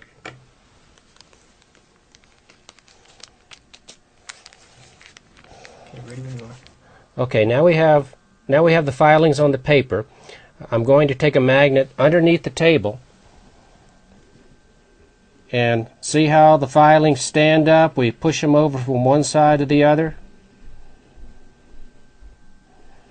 These are clearly metallic filings attracted by magnetism. By deduction, they're iron. So that concludes our demonstration.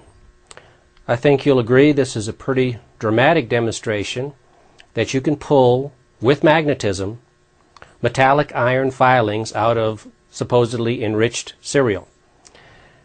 Are metallic iron filings something you want to eat, either in cereal or in pastas or in other flours or other enriched foods? I don't think so. So, buyer beware. Or maybe buyer be aware. Bon appetit.